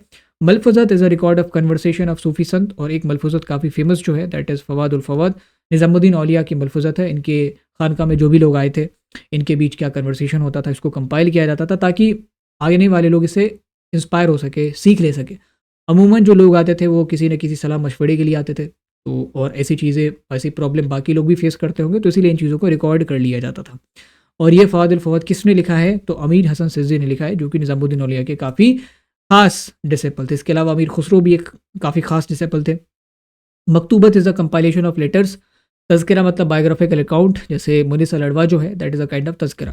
संत Bhasha the language of Nirgun poets like Kabir, और कबीर से ही जुड़ा हुआ एक और टर्म दैट इज़ उल्टा बंसी। उल्टा बंसी का मतलब होता है ऐसे दोहे लिखना जिसमें आप इन्वर्टेड मीनिंग के ज़रिए मिस्टिकल ट्रुथ को समझा रहे हैं। आप उस चीज़ को सिखाने का इंटेंट नहीं रखते, बट अल्टीमेटली वही चीज़ सिखाई जा रही है। कुछ एक दोहे थोड़े से आपको उल्टे टाइप के लगेंगे, बट उनका मीनिंग जो है एकदम टू द पॉइंट होता है। शबद the hymns of Guru Nanak, और पंजाबी में संगत में जो है इनको डिसाइड किया जाता था। संगत मीन्स कलेक्टिव रिसाइटेशन कॉन्ग्रीगेशन। इसको भी बाबा गुरु नानक ने प्रमोट किया था कि आप साथ बैठ के जो है भजन कीर्तन करिए, धार्मिक जो चीज़ है उसमें इन्वॉल्व रहिए। फिर खालसा पंथ वॉज एस्टैब्लिश्ड बाय गुरु गोविंद सिंह, जिसमें सिखिज़म जो पूरा सेक्ट है इसको एक तरीके से कम्युनिटी का फॉर्म देने की कोशिश की गई। मिलिटराइज किया गया, इसके 5 नॉर्म्स रखे गए, 5 फीचर्स रखे गए। फरमान मीन्स रॉयल ऑर्डर। जब हम सिखिज़म की बात करते हैं तो एक और टर्म आता है Gurbani. Gurbani means the hymns of Guru Granth Sahib. उसमें जो भी हाइम्स है, श्लोक हैं, वो सारे गुरबानी आते हैं क्योंकि वो किसी न किसी गुरु की ही वाणी है। That is all about chapter 6। Now coming to the chapter 7, अगला chapter, an imperial capital Vijayanagar. Vijayanagar सबसे पहला टर्म यही है। Vijayanagar was the name of empire as well, और as was the name of the capital of that empire. तो literal शब्दों में इसका मतलब होता है the city of victory, Vijayanagar. Rai कहते थे विजयनगर के रूलर्स को, चाहे वो सोलव रूलर हो, तुलुव रूलर हो, अरवेडू हो या संगम हो। नायक कहते थे फ्यूडल्स को, और इन्हीं नायकों से एक सिस्टम बना था अमार नायक का सिस्टम, जो जिनको लैंड ग्रांट दिए जाते थे, जो बदले में आर्मी प्रॉमिस करते थे, मिलिट्री सपोर्ट देते थे। सो दैट वाज अमार नायक का सिस्टम। किस सिस्टम के बेसिस पे सिस्टम ईजाद किया गया था ये आप बताएंगे मुझे कमेंट बॉक्स में। Gajapati was a term used for rulers of Odisha. Ashwapati term use किया जाता था दक्खन के सुल्तानों के लिए। नरपति टर्म यूज किया जाता था विजयनगर के राय, खुद को जो है राय मतलब किंग्स अपने आप को रेफर करने के लिए इस वर्ड का इस्तेमाल करते थे। और एक वर्ड यहाँ पे Karnataka Samrajyamu, that is a term used in the contemporary text जो विजयनगर अंपायर के ज़माने में लिखे गए। उसमें विजयनगर अंपायर को रेफर करने के लिए कर्नाटका साम्राज्यमु वर्ड का इस्तेमाल करा जाता था। उनको विजयनगर साम्राज्य नहीं कहते थे, वो तो अंग्रेज़ है जिन्होंने शहर ढूंढ लिया विजयनगर, तो उसके नाम पे विजयनगर साम्राज्य ही नाम रख दिया। तो इस टाइप से अंग्रेज करते थे, लेकिन अपनी किताबों में इन्होंने खुद को कर्नाटका साम्राज्यमु कहा है। उसके बाद Hampi is a modern name of region of Vijayanagar. Pampa Devi के श्राइन के ऊपर ये नाम बना हुआ है। रॉयल सेंटर एक हिस्सा था जहाँ पे हजारामा टेम्पल लोकेटेड है, that is the south western part of city, जहाँ पे ऑडियंस हॉल है और जो भी तमाम ऑफिशियल चीज़ है वो रॉयल सेंटर में ही थी। सेक्रेड सेंटर में बड़े बड़े मंदिर हैं, चाहे आप विरूपाक्ष टेम्पल की बात करें, पंपा देवी श्राइन की बात करें, विठल टेम्पल की बात करें। महानबी एक प्लेटफॉर्म था जिसका इस्तेमाल, महानबी डिब्बा इज़ अ प्लेटफॉर्म, और जो महानबी फेस्टिवल के लिए यूज़ किया जाता था। तो Mahanavami is a major festival, Durga Puja के 90 दिन को महानबी कहते हैं। और एज़ पर द ट्रेडिशन और the resources that we have, Mahanavami dibba पे ही महानबी सेलिब्रेट करते थे विजयनगर के लोग। Hazara Rama temple is located in the royal centre, ये आप याद रखेंगे, that was visited by royal family only. ये सैक्रेड सेंटर में नहीं था। विरूपाक्ष और विठल टेम्पल ये सैक्रेड सेंटर में थे। Virupaksha temple was dedicated to Shiva, और विठल टेम्पल जो है वो भगवान विष्णु को, चूँकि विठल जो स्वरूप है वो भगवान विष्णु का ही है, तो इसको ये दिखाता है। Now coming to gopuram. Gopuram is a gateway, जो बड़ा बड़ा गेटवे आप देखते हैं ये गोपुरम है। Yavana is a term used in Vijayanagara inscription for the foreigners, और इसी यवन टर्म पे कृष्णदेवराय ने खुद एक उपाधि ली थी, establisher of Yavana kingdom. Coming to the next term, Kudure Chettis, ये मर्केंट्स होते थे जो हॉर्स ट्रेड में शामिल होते थे।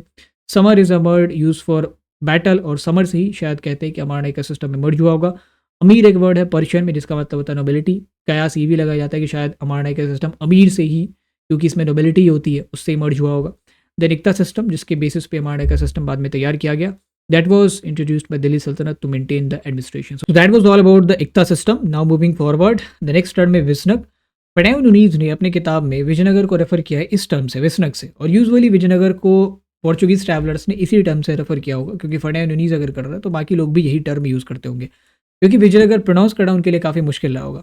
Then comes this term Karnataka साम्राज्यमु, जैसा हमने कहा था कि विजयनगर अंपायर को कंटेम्प्रेरी टेक्स्ट में कर्नाटका साम्राज्यमु ही कहा गया है। House of victory is a term used by Domingo Paes for audience hall and the Mahanavami Dibba. Hindu सुरातराणा एक उपाधि थी जो विजयनगर के राजाओं ने खुद को दी। हिरिया कैनाल एक ऐसा कैनाल था जिसको संगम डायनेस्टी के रूलर्स ने बनाया था। तो अरेंजमेंट के सवालों में पूछा जा सकता है कि हिरिया कैनाल कब बनाया गया, तो ऑब्वियसली ये 14वीं से 15वीं शताब्दी के बीच बनाया गया होगा। रिजर्व, और उसके बाद एक कमलापुरम टैंक है, 15वीं शताब्दी में ये बनाया गया है। किसने बनाया है, किस डायनेस्टी के दौरान बनाया गया था, इसका कोई क्लू आपके चैप्टर में नहीं है, बस इतना समझ लीजिए कि ये विजयनगर शहर में बनाया गया था। Now coming to the last chapter of this book, peasant, zamindar and state. पहला टर्म है रैयत, मुजारियाँ। मतलब होता है किसान। किसान को किसान या आसामी वर्ड से भी रेफर करते हैं, तो ये चारों ही वर्ड किसान या पीजेंट को रेफर करने के लिए यूज़ किया जाता था। खुद काश्ता मीन्स ऐसे पीजेंट जो अपनी ही ज़मीनों पे खेती करते थे, कहीं दूसरे जगह पे नहीं जाते थे। वही काश्ता मतलब ऐसे पीजेंट्स जो दूसरों की ज़मीनों पे खेती करते थे। कई बार अपनी ज़मीनें ना होने के कारण और कई बार अपनी ज़मीनें होने के बावजूद दूसरे की ज़मीनों पे खेती इसलिए करते थे क्योंकि उनकी ज़मीनों पे उतना उपज नहीं हो रहा होगा। जिनसे कामिल मतलब कमर्शियल क्रॉप, इसका अगर लिटरल मतलब देखें तो कहा जाता है जिनसे कामिल का मतलब होता है द परफेक्ट क्रॉप्स। तो ऐसे क्रॉप्स डिज़ाइन करे गए थे मुगल एम्पायर के द्वारा कि दे आर द जिनसे कामिल, क्योंकि इनसे रेवेन्यू खूब आता है। इसमें कॉटन है, शुगर केन है। रहट इज़ इरीगेशन सिस्टम जो कि पर्शियन व्हील का इस्तेमाल करके होता था। बाबरनामा में बाबर ने इससे रेफर किया है, इसका जिक्र किया है। शाह नहर एक ऐसी नहर थी पंजाब में जिसको शाहजहाँ ने बनवाया था। माजूर एक टर्म है जो एग्रीकल्चरल लेबर या जो छोटे मोटे काम करते थे, मीनियल जॉब्स करते थे, कचरा उठाना, इन सब कम्युनिटी को रेफर करने के लिए यूज़ किया जाता था। Then Halalkhoran was a community, Muslim community of scavengers, इनको गांव के बाहर रहने को कहा जाता था, मच लाइक चांडाल्स। मल्लाहज़ादा एक कम्युनिटी थी बिहार की जिनको ऑलमोस्ट स्लेव की तरह ही ट्रीट करते थे। तो ये फैक्ट्स आप याद रखेंगे कि कौन सी कम्युनिटी कहाँ की है। पंचायत असेंबली ऑफ एल्डर्स, इसमें लोअर कास्ट का कोई रिप्रेजेंटेटिव नहीं होता था। मुकद्दम और मंडल जो है वो विलेज हेडमैन को कहते थे। विलेज हेडमैन को असिस्ट करने के लिए पटवारी होते थे जो अकाउंटेंट के तौर पे काम करते थे, क्योंकि विलेज हेडमैन का काम ही एक मेजर होता था कि आप गांव के अकाउंट्स, गांव की जो टैक्स लायबिलिटी है इसको प्रिपेयर करें, इसको मेंटेन करें। बेगार एक सिस्टम था जिसमें अनपेड लेबर करवाया जाता था, बिना पैसे की आपसे मजदूरी। मीरा एक टर्म है जिसका मतलब होता है हेरिडेटरी लैंड होल्डिंग्स, या वतन भी आप कह सकते हैं। यूजुअली जो आर्टिसंस थे, कारीगर थे, उनको जब आप ज़मीनें देते थे तो वो मीरा के तौर पे कही जाती थी कि ऐसी ज़मीन है जो उनकी ही हो चुकी है जाति, और ये इसको हेरिडेटरी भी मान लेते थे क्योंकि आने वाले जनरेशन को भी ये से दे सकते थे, पास ऑन कर सकते थे। जाति पंचायत एक खास पंचायत था जिसमें एक पर्टिकुलर जात की अपनी पंचायत होती थी और कास्ट के अंदर के सारे जो डिस्प्यूट्स हैं इनको ये लोग सॉर्ट किया करते थे। श्रॉब्स पर द विलेज बैंकर्स डिस्कस किया गया जीन टैवर्नियर की किताबों में। सूबा प्रोविंस होता है, सरकार डिस्ट्रिक्ट, और परगना सब डिस्ट्रिक्ट या आप कह ले तो डिवीज़न। अहोम रूलर्स थे असम के, ऐसे ही कूच भी जो है वो ईस्ट इंडिया असम के रूलर हैं, और अहोम ने ही पैक सिस्टम को इंट्रोड्यूस किया था, which is much like मनसबदारी system या इक्तदारी सिस्टम, कि आपको ज़मीनें दी जाएंगी और बदले में जो भी चीफ है वो हमें मिलिट्री सपोर्ट देंगे। लोहानी एक ट्राइब थी जो अफगानिस्तान और पंजाब तक ओवरलैंड ट्रेड में काफ़ी ज़्यादा इन्वॉल्व थे। ज़मीनों के ट्रेड में, मतलब ज़मीन के ज़रिए जो ट्रेड होता है, नॉट द प्रॉपर्टी डीलिंग। ज़मींदार लैंडेड ओनर्स, इनके पास मिल्कियत होती थी, सरकारी खदमात करते थे, सर्विसेज दिया करते थे। So milkiyat is the personal land of zamindar, जो इनसे कोई छीन नहीं सकता, जो हेरिडेटरी है और जिन पे खेती करवाते थे, खुद नहीं करते थे, करवाते थे। खिदमत मतलब स्टेट सर्विस, यूजुअली ज़मींदारों के केस में यूज़ किया जाता था क्योंकि ज़मींदार किसी न किसी प्रकार से स्टेट को कोई सर्विस ऑफर करते थे, तो ये स्टेट सर्विस खिदमत वर्ड वहाँ से आया। यूजुअली भी किसी और भी टर्म में अगर यूज़ किया जाएगा तो खिदमत का मतलब स्टेट सर्विस ही होगा। दीवान फिस्कल हेड होता था अंपायर का। अमिल गुजार टैक्स कलेक्टर होता था। इसके अलावा एक और ऑफिशियल है अमीन करके।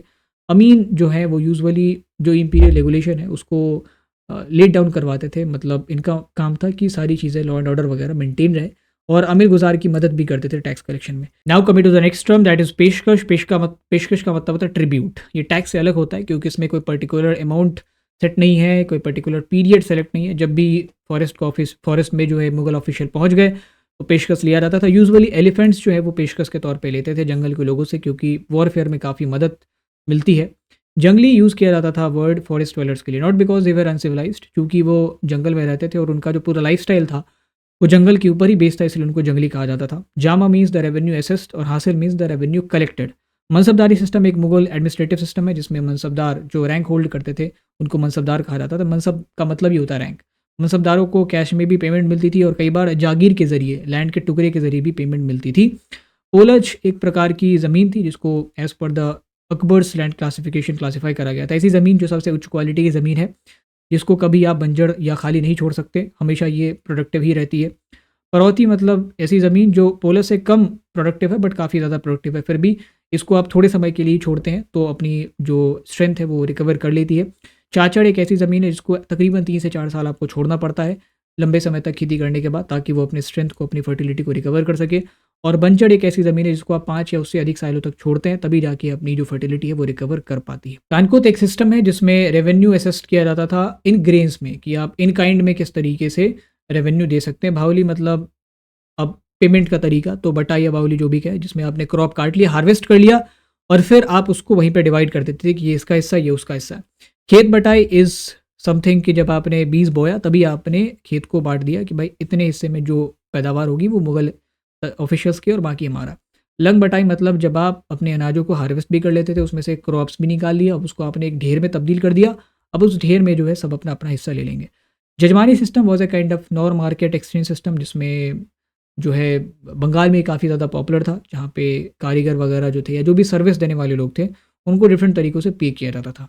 मवास मीन्स फॉरेस्ट, और इसको रेफ़र किया बाबर ने मवास वर्ड को कि it is a kind of forest, is a kind of place जहाँ पे जो गलत काम करने वाले लोग हैं, सरकारों से भागने वाले लोग हैं, वो छुपते हैं। सो ये मवास वर्ड इसके लिए रेफ़र किया गया है।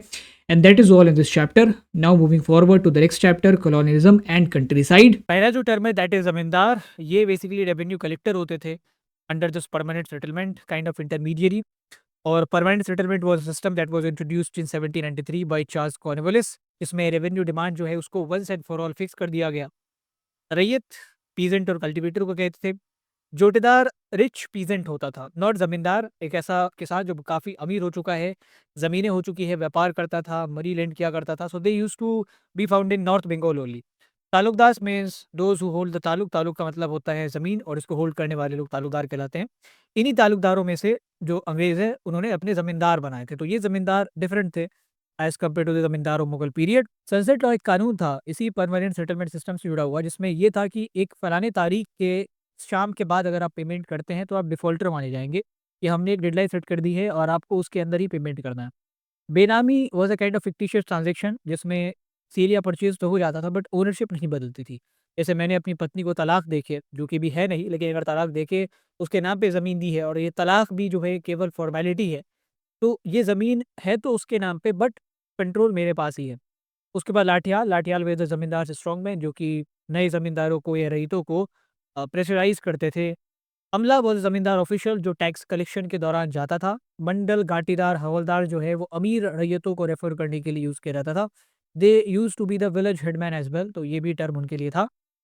जैसे जोटेदार नॉर्थ बंगाल में हुआ करते थे, ऐसे ही बंगाल के अलग डिफरेंट इलाकों में मंडल, घाटेदार और हवलदार हुआ करते थे। अधियार और bargadars was the term used for share croppers, ऐसे लोग जिनके पास अपनी ज़मीनें नहीं हैं, जो जोटेदारों से या छोटे-मोटे रैयतों से ज़मीनें लीज़ पे लेके उस पे खेती करते थे, उनको अधियार कहा जाता था। Fictitious sale again kind of benami, जिसमें आप जो है अपने स्टेट्स को, अपनी ज़मीनों को बचा सकते थे। ज़मींदार करते क्या थे, जब वो डिफ़ॉल्ट करते थे, तो बेसिकली वो, अगर आप डिफ़ॉल्ट करेंगे तो आपकी ज़मीनें कॉन्फिस्केट हो जाएगी, कंपनी ले लेगी वो। लेकिन आपने क्या किया, वो ज़मीनें जो है अपनी पत्नी के नाम पे कर दिया, आपने अपने सर्वेंट के नाम पे कर दिया। That is a fictitious sale, कि सेल तो हो रहा है बट ओनरशिप नहीं बदल रही है। कचहरी मतलब कोर्ट, यहाँ पे टिपिकली कचहरी का मतलब है ज़मींदारों का कोर्ट, जो बाद में कंपनी के ऑफिशियल्स के द्वारा सुपरवाइज़ किया जाने लगा। कलेक्टर साहब इसके इंचार्ज बन जाते हैं। पहाड़ियाल जो थे, राजमहल हिल में रहने वाली एक ट्राइब थी, जो अंग्रेज़ों के साथ बिल्कुल नहीं कोऑपरेट करती है, और बहुत अच्छा करती है अंग्रेज़ों के साथ। शिफ्टिंग कल्टीवेशन करने से मना कर दिया, और काफ़ी लंबे समय तक टसल इनके बीच चला। संथाल दूसरी ट्राइब है जो बाहर से आई थी, बट राजमहल की पहाड़ियों में अल्टीमेटली उनको बसाया जाता है। दामी ने को-क्रिएट करके 1832 में एक स्पेसिफिक, ये आप कह सकते हैं टेरिटरी है, which was made out for Santhals only. और उसके बाद संथाल और पहाड़ियाज़ में टसल होगा, फिर संथाल जो है अपना रिवोल्ट करेंगे। शिफ्टिंग कल्टीवेशन का मतलब होता है, आप डिफरेंट टुकड़ों पे कल्टीवेट करते हैं। आज यहाँ पे, कल वहाँ पे, कल वहाँ पे। इसमें मेजरली कुदाल से खेती होती है, हो से। तो इसीलिए हो से कई बार पहाड़ियाज़ को रेफ़र किया जाता है, और संथालों को प्लो से किया जाता है, क्योंकि वो सेटल्ड एग्रीकल्चर करते थे। तो हो वर्सेस प्लो का मतलब ही संथाल वर्सेस पहाड़ियाज़ की लड़ाई है। Ryotwari settlement was introduced in the area of Deccan region, चाहे वो मद्रास प्रेसिडेंसी हो, बॉम्बे हो, जहाँ पे रेवेन्यू सीधे रैयतों से लिए जाते थे, किसानों से। इसमें कोई ज़मींदार या इंटरमीडिएरी नहीं था, इसमें कोई फिक्स डिमांड भी नहीं था, इसको आप पीरियडिकली समय-समय पे बदलते थे। साहूकार मीन्स द मनी लेंडर्स। रेंटियर एक कॉन्सेप्ट है, जिसका मतलब है रेंट पे ज़िंदा रहने वाला, मकान मालिक। तो डेविड रिकार्डो ने कहा था कि अगर आप ज़मींदारों के सरप्लस के ऊपर उनको टैक्स नहीं करेंगे, तो अल्टीमेटली ये रेंट के ऊपर इनकी आदत बढ़ जाएगी सर्वाइव करने की। और क्योंकि जो भी सरप्लस इनके पास बच रहा है, वो तो सिर्फ़ इनकी लग्ज़री के लिए है, तो it is needed to stop them being rentier, कि हम इनके ऊपर टैक्स लगाएँ। फिफ्थ रिपोर्ट 1813 में आती है on the administration of Bengal, East India Company के बंगाल के एडमिनिस्ट्रेशन के ऊपर, जिसमें ईस्ट इंडिया कंपनी को काफ़ी क्रिटिसाइज़ करा जाता है। देन द दक्कन राइट्स, 1875 में दक्कन राइट्स हुए। कॉटन बूम दक्कन राइट्स से पहले होता है, 1861 से 65 के बीच, जब अमेरिका में सिविल वॉर हुआ और वहाँ से कॉटन की एक्सपोर्ट कम हो गई ब्रिटेन की, तो ब्रिटेन ने इंडिया से कॉटन मंगाना शुरू किया। That was cotton boom. वही खाता मतलब अकाउंट बुक्स, जब ये आप दक्कन राइट्स देखेंगे, तो आप देखेंगे कि जो रैयत है, जो किसान है, वो साहूकारों के, दुकानदारों के बही खाता को जला देते हैं, क्योंकि इसमें ही उनके सारे लोन का ब्यौरा था, जिसके ज़रिए जो साहूकार है, जो मनी लेंडर है, वो किसानों को सताता था। Limitation law was passed in 1859, ये डेट भी आप याद रखेंगे। इसमें बेसिकली लोन की इंटरेस्ट चार्जिंग कैपेसिटी को कम कर दिया गया था कि आप 3 साल तक ही, जैसे आज ये 2025 में ये लोन इश्यू हुआ, तो 2028 तक ही आप लोन पे इंटरेस्ट चार्ज कर सकते हैं। उसके बाद भी अगर पेमेंट नहीं हुआ तो आप इंटरेस्ट नहीं चार्ज करेंगे, इंटरेस्ट 3 सालों का ही चार्ज होगा, क्योंकि इंटरेस्ट काफ़ी ज़्यादा हो जाता था, कई बार प्रिंसिपल अमाउंट से भी दुगना-तिगुना इंटरेस्ट हो जाता था। दीकू जो है वो ट्राइबल्स कहते थे बाहर से आए हुए लोगों को, खास करके मनी लेंडर्स को। Deeds of hire was a contract जिसमें जो साहूकार है, जब वो किसानों की ज़मीनों को, उनके बैलों को, उनके सारे एसेट्स को ले लेता था, क्योंकि वो लोन वो दे नहीं पाते थे, और फिर किसानों को इन चीज़ों की ज़रूरत पड़ती थी, क्योंकि उनका पेशा तो किसानी ही है। तो ये जब मनी लेंडर से वो माँगने जाते थे, तो ये साहूकार डीड्स ऑफ हायर इश्यू करता था कि ये हमारा ही है, ये कैटल, ये ज़मीनें हमारी है, ये हमने तुम्हें यूज़ करने को दिया हुआ है। So that was all in the chapter 9. Now moving forward to chapter 10. Rebels and Raj. सिपाही का मतलब होता है Indian soldiers in the British army. Mutiny मतलब एक काइंड ऑफ किसी ऑर्डर को ना मानना, collective disobedience by a group of soldiers in armed forces. Usually जो म्यूटिनी वर्ड है वो आर्म्ड फोर्सेस में ही यूज की जाती है। रिवोल्ट या रेबेलियन मतलब लोगों का बहुत बड़ा असंतोष किसी एस्टैब्लिश्ड अथॉरिटी के खिलाफ, और लोग जब खड़े हो जाते हैं मैदान में एस्टैब्लिश्ड अथॉरिटी के खिलाफ, इसमें केवल आर्म्ड फोर्सेस की बात है, इसमें सारे लोग आ जाते हैं। Bell of arms, so this 1857 began as a mutiny, और बाद में फिर ये अंग्रेजों के लिए एक रिवोल्ट हो गया। हमारे लिए तो आज भी ये फर्स्ट वॉर ऑफ इंडिपेंडेंस ही है। Bell of arms means store room जहाँ पे हथियार और बारूद वगैरह रखे जाते थे। फिरंगी एक काइंड ऑफ डेरोगेटरी टर्म है जो अंग्रेज़ों को या डचों को या किसी भी प्रकार के गोरे लोगों को रेफर करने के लिए यूज़ किया जाता था। Panchayat collective decision making body, सिपाही का भी अपना पंचायत होता था। इश्तिहार मतलब एडवर्टीजमेंट, प्रोक्लेमेशन, आप आजमगढ़ प्रोक्लेमेशन के बारे में पढ़ लेंगे, वो सोर्स काफ़ी इंपॉर्टेंट है। Taluqdar again the land holders, because taluq का मतलब ये होता है ज़मीन। समरी सेटलमेंट एक प्रकार की सेटलमेंट व्यवस्था जो अवध में लगाई गई 1856 में। इसमें ताल्लुकदारों को हटा दिया गया और टैक्सेस सीधे किसानों से कनेक्ट किए जाने थे, रैयतों से। सब्सिडरी अलायंस 1798 में आती है, वेलीज़ली ने इसको इंट्रोड्यूस करा। जिहाद का मतलब होता है रिलीजियस वॉर। डंका शाह एक टाइटल है जो मौलवी अहमदुल्लाह शाह को दिया जाता था, क्योंकि इनके आगे पीछे पालकी में चलते थे, आगे भी ढोल बजाने वाले होते थे और पीछे भी ढोल बजाने वाले होते थे, दैट इज़ व्हाई ये टाइटल इनको मिलता है। इनफील्ड राइफल, ये है समस्या की जड़। कहा जाता है कि इसी इनफील्ड राइफल में वो कार्ट्रिज इस्तेमाल की जाती थी जिसमें गाय और सूअर की चर्बियों का फैट यूज़ हुआ था, और यहीं से सारा वो र्यूमर फैलता है। 84 रेस द ग्रुप ऑफ 84 विलेजेस, जिसको शामल साहब ने लीड किया था दौरान इस रिवोल्ट के। बादशाही government is the Mughal government. जब आप रेबल्स के प्रोक्लेमेशन को देखेंगे, तो वो बार-बार ये चीज़ कह रहे होते थे कि हम अंग्रेज़ों से जीत के बादशाही गवर्नमेंट एस्टैब्लिश करेंगे, दैट मीन्स मुगल रूल को एस्टैब्लिश करेंगे वापस से। Then comes this Mahatma Gandhi and the nationalist movement, हमारा 11वां चैप्टर। नेशनलिज्म का मतलब होता है मूवमेंट फॉर सेल्फ गवर्नेंस, अपने खुद के रूल के लिए। सत्याग्रह का मतलब होता है कि जब लोग प्रोटेस्ट करें नॉन वायलेंटली, ये गांधी जी ने इसको प्रचारित किया। Non cooperation movement was the first mass movement जिसमें अंग्रेजों से सारे कॉपरेशन को छीन लिया गया। लोगों ने स्कूल जाने बंद कर दिए, कॉलेजेस बंद हो गए, कोर्ट्स वगैरह बंद हो गया, फैक्ट्री में मिल वर्कर्स ने स्ट्राइक करना शुरू कर दिया। खिलाफत movement was a movement by Indian Muslims. Demand ये थी कि आप ऑटोमन कैलिफेट को, जो होली श्राइन्स हैं मुसलमानों के, उसके ऊपर कंट्रोल देंगे और इतने रिसोर्स देंगे ताकि वो उस कंट्रोल को मेंटेन कर सकें। और जो इलाका ऑटोमन कैलिफ के कंट्रोल के अंदर मांगा गया था उसको कलेक्टिवली कहते हैं जजीरत अल अरब। इसमें 4 आज की कंट्रीज आती हैं, अरेबिया, सीरिया, इराक और पैलेस्टीन। कहा गया कि भाई ये 4 कंट्री तो हमारे खलीफा के अंदर होनी ही चाहिए, बिकॉज़ इसमें सबसे मुकद्दस, सबसे जो होली श्राइन है हमारे वो है, और उनको उतनी आप रिसोर्सेज़ प्रोवाइड करवाइए कि वो इनको मेंटेन कर सकें। स्वदेशी मूवमेंट वाज़ लॉन्च्ड इन 1906। इसका मकसद ये था कि इंडियन गुड्स को प्रमोट करे, विदेशी गुड्स को बायकॉट करे। पूर्ण Swaraj is a claymation for complete independence. 1929 में ये कॉन्सेप्ट अडॉप्ट किया गया। चरखा इज़ अ स्पिनिंग व्हील, और चरखे का जो सोर्स है आपके चैप्टर में वो उसको बिल्कुल पढ़ लीजिएगा, इसके बहुत सारे सवाल आ रहे हैं। खादी, हाथ से बना हुआ खद्दर का टुकड़ा, उसका कपड़ा गांधी जी खुद पहनते थे। Civil disobedience movement lost in 1929, जिसमें बड़े ही विनम्रता से कानूनों को तोड़ा जा रहा था। सॉल्ट टैक्स एक ऐसा कानून था जिसको तोड़ने के साथ ही इस मूवमेंट की शुरुआत होती है। इस टैक्स में बुरी बात ये थी कि अंग्रेज़ों ने 2 चीज़ें फिक्स कर दी थी कि सॉल्ट का प्रोडक्शन केवल अंग्रेज़ करेंगे। अगर इंडियन करता है तो उसके सॉल्ट को डिस्ट्रॉय कर दिया जाएगा और उसे गिरफ्तार कर लेंगे। दूसरी चीज़, जो अंग्रेज़ सॉल्ट प्रोड्यूस करते भी थे वो काफ़ी महँगा बिकता था, टैक्स बहुत ज़्यादा लगाते थे। तो that was salt tax. Round table conference, इस मूवमेंट के बाद राउंड टेबल कॉन्फ्रेंसेस का सिलसिला शुरू होता है लंदन में, जिसमें इंडिया के जो डिग्निटरीज़ हैं, वो लंदन में जाके बातचीत कर रहे थे, अपनी बातों को रख रहे थे। Quit India movement was launched in 1942। Untouchability एक कॉन्सेप्ट था सोशल डिस्क्रिमिनेशन का, जिसको हटाने की बात गांधी जी और कांग्रेस करती है। प्रजामंडल वॉज एन ऑर्गेनाइजेशन जो गांधी जी ने कहा था कि हमें प्रिंसली स्टेट में इनको एस्टैब्लिश करना पड़ेगा ताकि नेशनलिज्म जो है वो वहाँ भी पहुँच पाए। रॉलेट एक्ट 1919 में एक पारित हुआ था जिसके अंतर जो पहले वर्ल्ड वॉर फर्स्ट के दौरान जो भी मीजर्स थे, जैसे प्रेस के ऊपर सेंसरशिप हो गया, किसी को आप बिना ट्रायल के डिटेन कर लीजिए, जेल में डाल दीजिए, ये सारी चीज़ें कंटिन्यू रखी जाती है even after the first world war. तो ये है रॉलेट एक्ट। इसके बाद रॉलेट सत्याग्रह होगा और वो खत्म होता है जालियांवाला बाग मैसेकर पे 1919 13 अप्रैल को मैसेकर हुआ जिसमें सैकड़ों लोगों को, निहत्थे लोगों को इन्होंने मार डाला। गांधी इरविन पैक्ट 1931 में सेकंड राउंड टेबल कॉन्फ्रेंस से पहले होता है जिसमें Gandhi ji civil disobedience movement बंद कर लेते हैं, प्रिजनर्स वगैरह रिहा कर दिए गए। सेपरेट इलेक्टोरेट का जो कॉन्सेप्ट है 1909 में आया था। शुरुआत में मुसलमानों के लिए आया, फिर बाद में सिखों के लिए आता और फिर बाद में दलितों के लिए भी लाने की कोशिश कर रहे थे, जो गांधी जी ने अपोज किया था। So Gandhi ji opposed separate electorate for untouchables और ये कभी उनके लिए लागू नहीं हो पाया। टू नेशन थ्योरी ईजाद करने वाले आपके मुस्लिम लीग के प्रोपागेटर्स हैं। So that means Muslim league का कहना है था कि एक देश में हिंदू और मुसलमान साथ में नहीं रह सकते। We need to have separate nation for Hindu and Muslims. Direct action day Muslim League ने 16 अगस्त 1946 को जिन्ना के कहने पे एक डायरेक्ट एक्शन डे लॉन्च किया गया कि अब जो मुसलमान है वो उतरेंगे सड़कों पे और अपने नए नेशन के अधिकार के लिए लड़ेंगे। और लड़ने का मतलब ही था कि दंगे फसाद होंगे। कैबिनेट मिशन 1946 में आता है। 1946 में एक्चुअली बहुत सारे घटनाएं हुई हैं। आई वुड सजेस्ट कि इन डेट्स को याद रखने के लिए हमने डेट के ऊपर एक वीडियो बनाई है, उसको आप जरूर देखें। हरिजन एक वर्ड है। सो कैबिनेट मिशन का काम ये था कि वो जाए इंडिया में कॉन्स्टिट्यूएंट असेंबली बनाए और पावर का डिवीजन करके आए। और इस मिशन को भी हालाँकि कांग्रेस और लीग ने रिजेक्ट कर दिया, जिसके बाद में जो है वो फाइनलाइज़ हो गया कि भाई अब तो आपका पार्टीशन होके रहेगा। हरिजन एक गांधी जी का जर्नल था, जिसमें वो अपने व्यूज़ पब्लिश करते थे और हरिजन एक टर्म है जो गांधी जी ने अनटचेबल्स और जो डिप्रेस्ड क्लास के लोग हैं उनको रेफर करने के लिए यूज़ किया था। So that was all in this chapter.